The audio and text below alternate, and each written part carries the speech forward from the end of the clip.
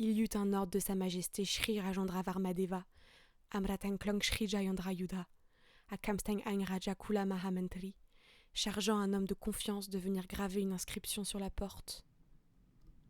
Mais alors, qu'est-ce qu'on appelle une inscription dans ces régions ? Au Cambodge ancien comme au Champa, des inscriptions ont été gravées sur la pierre de plusieurs supports qu'on retrouve majoritairement dans les espaces des temples. Les stèles, les pieds droits, les linteaux, les parois rocheuses et même certaines statues. La pratique de l'épigraphie s'est diffusée depuis l'Inde et s'est largement développée entre les 5e et 15e siècles de notre ère. Peu d'inscriptions nous sont parvenues, puisque pour le Cambodge, c'est moins de 1600 inscriptions qui ont été retrouvées, tandis que pour le Champa, c'est moins de 300 inscriptions. Comparé aux centaines de milliers d'inscriptions que l'on trouve en Inde, ou encore plus dans le monde méditerranéen, c'est très peu. Que présenter de ces inscriptions ? L'alphabet déjà, ou le système graphique utilisé, dérivait de la Brahmi du sud de l'Inde. C'était donc deux alphabets très similaires malgré quelques évolutions graphiques au cours du temps. Dans les premiers siècles, la Brahmi servait à inscrire des inscriptions exclusivement en sanskrit.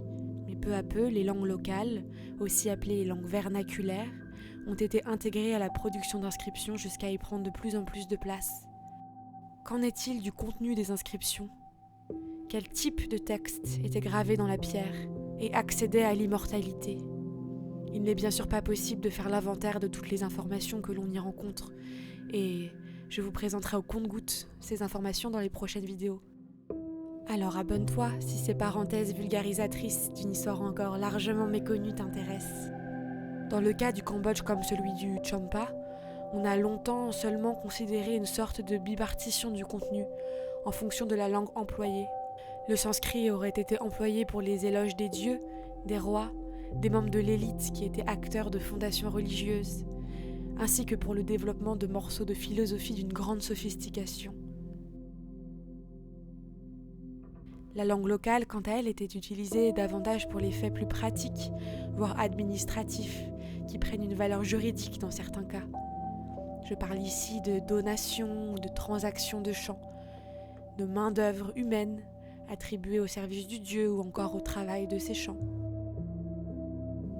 Mais cette interprétation se doit d'être nuancée, pour au moins 2 raisons que je vais vous illustrer en parlant du Cambodge. Tout d'abord, il est frappant de constater une évolution dans l'emploi du vieux Khmer, qui, à partir du Xe siècle, est de plus en plus employé pour la rédaction de divers textes. De véritables textes littéraires apparaissent dans les inscriptions à partir de cette période. La deuxième raison nous pousse à nous interroger sur les liens entre les textes sanskrits et khmer au sein d'une même inscription. Il y a une question qui se pose à l'heure actuelle dans la communauté scientifique. Que signifiait graver une inscription au Cambodge ancien et au Champa, où l'épigraphie est si singulière ? Merci d'avoir regardé cette vidéo et abonne-toi.